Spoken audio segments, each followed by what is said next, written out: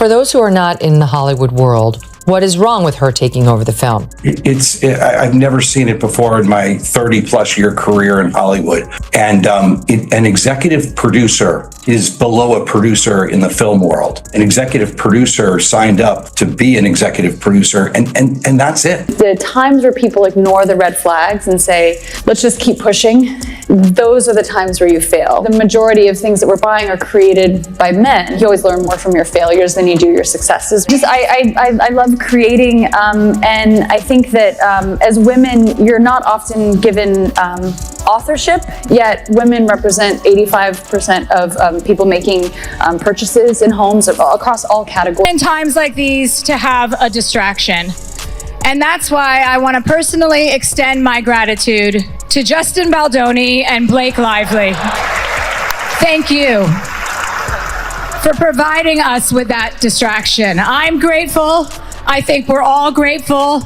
And I think we're good. And an executive producer is below a producer in the film world. An executive producer signed up to be an executive producer, and that's it. As the time progressed in this film, she decided that she wanted to be a producer. She started to make edits. She wanted to be part of the editing team. There were people hired, like human beings actually hired to do the editing job, who had done work as editors. She wanted to be part of that team. Blake Lively was the epitome of Hollywood elegance, effortlessly stealing the spotlight on red carpets, captivating social media with her humor, and keeping a spotless public image. So when she suddenly boarded a private jet under mysterious circumstances, leaving behind a trail of leaked messages, swirling accusations, and a determined director in Justin Baldoni, the industry was left in shock.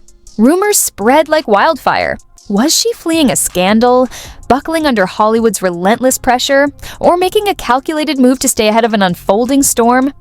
The situation escalated at breakneck speed, with cryptic references to dragons and shocking revelations surfacing daily. No one expected an actress with such an untarnished reputation to disappear just as mounting evidence threatened to dismantle the image she had carefully built over the years. In Hollywood, narratives can shift in an instant, but rarely do they unravel this dramatically.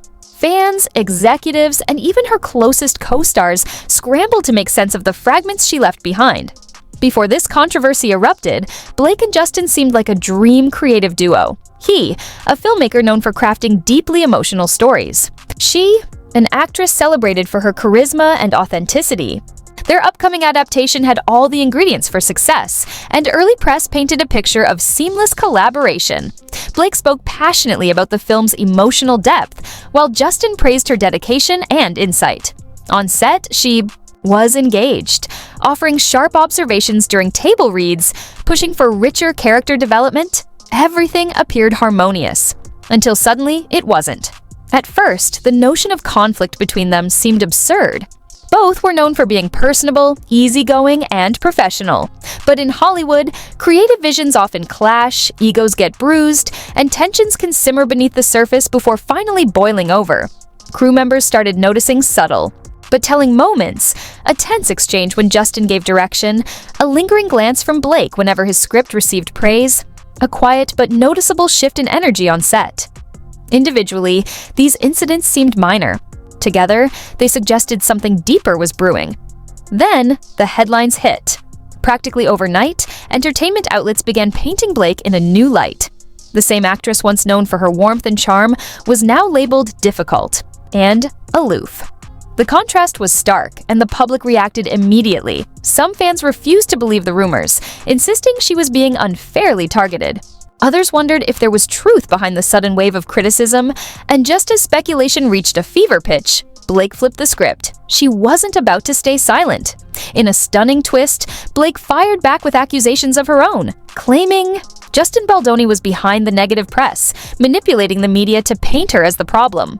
According to her, this wasn't just a case of creative differences. It was a calculated effort to pressure her into decisions she never agreed to, one that conveniently allowed Justin to control the project's public narrative. The timing of her statement was explosive.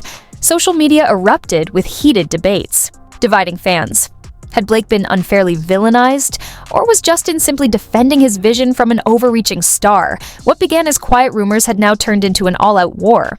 But was this just another Hollywood fallout, or was something much bigger at play? For a moment, public sympathy swung in Blake's favor.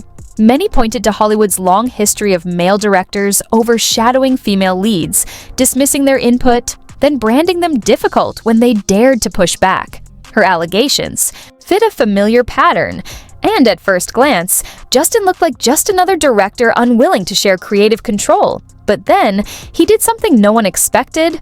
Rather than let the rumors fester, Justin dropped what he called the receipts. Hollywood disputes usually unravel through cryptic statements about creative differences. But Justin took a different approach. In a move that stunned the industry, he released an unfiltered collection of text messages. No selective cropping, no redactions. The messages spanned from the project's earliest days to the final weeks of filming. And they told a very different story.